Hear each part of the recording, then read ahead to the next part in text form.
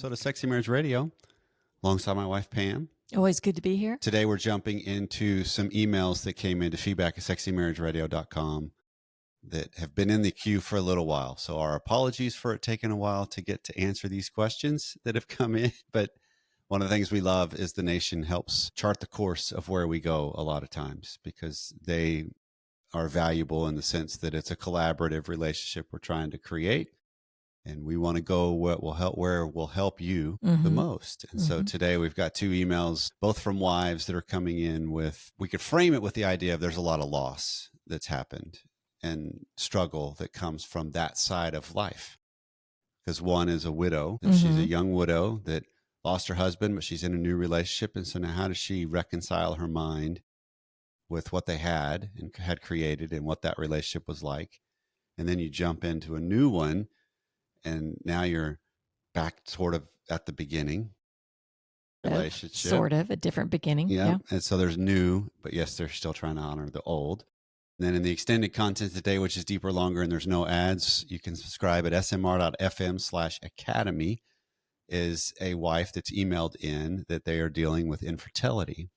And so for about a year and a half, they've been struggling with the idea of getting pregnant, and how does it actually happen, in the sense of they're doing, it becomes real laboratory, medical, not intimate, fun, relaxed. And so she's emailed in and saying, this hasn't been covered enough. We've talked about it once or twice, maybe in the history of the show off the top of my head, but we're going to go deeper into that today, because there's a lot of nuance in there. And then even for those in the nation that are listening that maybe have never had to face this yet, and maybe won't in ever. Some ways, either one of these subjects we're covering, there's still going to be overlap into our lives. Because even as I was going through prepping for today, it's like, well, yeah, that's it. Okay. That's good for me that's a good reminder for me, and a good reminder for us. Yeah. So we're going to be jumping into these today, and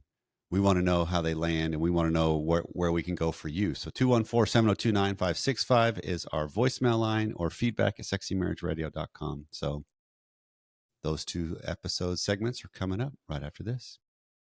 So let's jump right in. This is from a wife that, I got to get my glasses on if you're on the video at YouTube watching.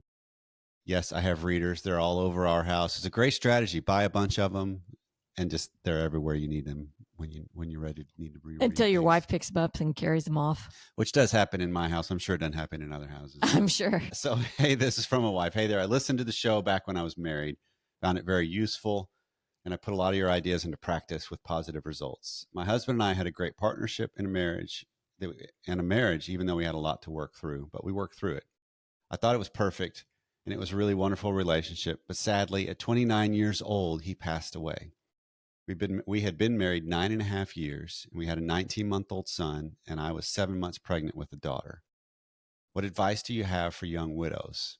That was a year and a half ago, and now I'm 32. Missing sex has been so hard, obviously everything else about him I miss so much. And then there's also the added stressors of being a single parent. So there's a ton that happens, and she's facing now. Well, now I've started dating a new guy that I really like. Help. How do I navigate physical affection that approaches sex? My body wants to revert automatically to what I did with my husband. We had a routine, and I knew what he liked, and he was the only sexual partner I've ever had, and he's even the only one I had ever kissed. After being married for so long and having a healthy sex life, my body and mind just want to revert back to that rather than what this new relationship could be as it unfolds. So how do I navigate this with a new person? How do I treat him like his own person? How do I deal with missing my husband while being intimate with my boyfriend? And about my boyfriend, he's recently divorced. He did not have a good sex life, but he also had other sexual partners that he's dated in the past. And I've told him I want to wait till we're married to have vaginal sex, but there's still a lot of intimate sexual life you can have before that. So I'm looking with help in navigating, plus advice on, if we got married someday, how to not compare him to my first husband. Looking for whatever you have that may help. Thanks. Lots of questions there. Where would you start off with this one? Well, so there's several aspects that come up from this, because first and foremost, and she kind of alluded to this halfway through, that in our dating relationships and in our lives in general, in our marriage relationships, there's an element that's very, very important of what kind of boundaries am I instilling in my life on how I want to live and conduct myself. And so when you're talking about going from a marriage to now a new relationship as a believer, how do you honor and instill boundaries, which in some instances means I'm going backwards, quote unquote, with what my body and my mind and my life would usually just unfold when it comes to my sex and sexuality, versus now what she's saying is I want to wait to have vaginal sex until we're married. So how do you instill good boundaries with that? How do you communicate those clearly when maybe they're not as aligned based on history? Because she's talked about that's one of the aspects of that's going to be a different kind of pressure that's felt between partners. Sure. It wasn't before, for 9.5 years for her.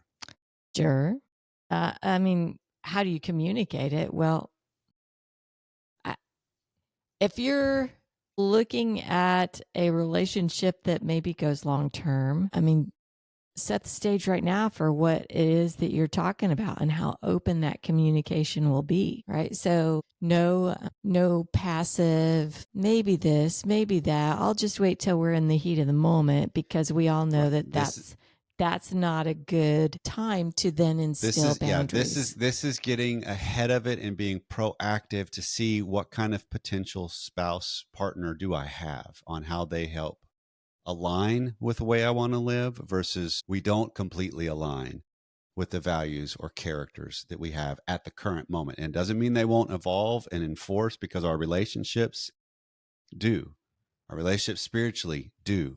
So there's an element of being clear about that and communicating that, because then you can maybe be collaborative about it. And this is what we've told our kids when it comes to this equation of, as parents of kids that were teenagers when they started dating, I would tell them, we've told them both, I trust you as much as I can trust a person, realizing I'm not going to be blind about this as human beings, but I do know enough about you, because I've known you your whole life, this speaking to my kids, that I can trust you as much as I can. I don't trust situations. And so when you repeatedly put yourself in situations like you're alluding to, the way I'm just hoping I will step up and steer away from things I don't want to be involved with. And that's why getting ahead of it before we get caught up in something is really important. Yeah, collaborate together to build the relationship that you want. And then the question is, are these type boundaries what he wants to? Right. And sometimes I can tell you, are we on the same page here? Because it's probably, I'm sure you both have different boundaries on a number of different things in the relationship, whether it be sexual or how much you're talking about money, or and how much you commingle and who pays for what and things like that. You're both on, an adult second relationship here. So all those things are going to have to come and play anyway. Right. That happens with every relationship. It just gets more nuanced now that you've got a marriage moving into what could be. That, that's that element of nothing prepares us for marriage but marriage. And so when you're actually living with someone and you have a history and you've born children with, there is a lot of meaning that gets carried forward, that the boyfriend is going to have no understanding, in the sense of he'll understand it at one level, but there won't be the meaning associated with it with him. But it'll be a different meaning. He's got his own meanings from his relationship, right? So you're in this new relationship, and now you both have all this, I call it wisdom, call it just experience, or whatever, all this extra baggage coming along. But it may not, baggage gives a negative connotation. But we all have it. I don't think it's always negative. No, yeah, absolutely. I think a lot of it is positive, because she understands here that all these things come into play. And I've tasted something in my 9.5-year marriage that I hadn't tasted before I had that marriage, right? And now I know what it can mean. But to her point, the beauty of that is what that meant with him. And so you don't take it lightly. You have to stand your ground. If don't end up regretting doing something, because what if this relationship really just doesn't end up working out? Right. And this is where you draw upon what you had and how it was created as a process. You focus more on the process of what helped create that rather than what was the outcome. And that's how do I recreate that outcome? No, I focus on the process of it. And that was we were creating things together that were new for each of us. Well, every relationship still has that layer because it's a different person. Okay, so keep in mind that you're still creating something new. It is something new. There's new experiences that will still have triggers and memories that mean things from the past. So we'll talk about how do I grieve and deal with that in just a second. But when you're talking about her initial question of how do I confront this element of I'm worried I'm going to compare what I had with what I have. And let's get ahead of that right now. You will do that. He will do that because that is who we are as creatures, as human beings. We have memories and make meanings of things that carry things forward and then create who we are. But we also have flexibility within that by challenging these meanings, by bringing myself back to the present moments, by engaging and having good conversations and coming back to something that I'm still wrestling with or struggling with. And this is where I think a lot of times tell me if I'm off on this, Pam, that, and just in general in the way we do life, I think we have this undercurrent that I want the moment to be perfect, right? Where I'm totally engaged. And this could be a conversation, an event, a meal, do this, a dating session, a sexual session if you're married, whatever it might be, where I've got all this stuff where it's like I want it to just, but yet there's parts of us that are still kind of observing and unsure or tentative or comparing or just insecure or whatever. And so those are the things that creep in that quote unquote impact or possibly ruin the moment. So it's important to realize I may not do well on what I had hoped my outcome would be in the moment, but do I have the courage to come back to it with myself and how I confront and reevaluate, and then bring it forward with, hey, the date we had the other night, the anniversary weekend that we had a couple weeks ago. There were a couple little things I was kind of still wrestling with and realizing about myself. So, do you have the courage to bring that back? Because that's self confrontation, which sets the groundwork for better real time experiences later. And we don't do this as much as maybe we need to. Yeah, when I think your key here, I'm not sure which part of the comparison she's concerned about, but yes, you are going to compare, and you're just going to have to deal with that. Like you're saying, Corey, exactly how you come back and evaluate your meanings behind that and the comparison and what is it I'm trying to work on. I think that there's things that you address with the other person in the relationship, but tell me if I'm wrong. You don't go in and compare, well, I really like the way he kissed better than the way you kiss. This is self-confrontation, not past relationship comparison. Right. Because it's my self-confrontation happens within the container of my past relationship comparisons, my past experience comparisons, because that's how I gauge things. I mean, as a kid, the stuff that I used to enjoy just with my leisure time or games or anything that we would do as a kid, that's helped set the stage for who you are as an adult in some ways. That's kind of a laboratory, if you will, of helping create people. Yeah. Well, same relationships are the same thing.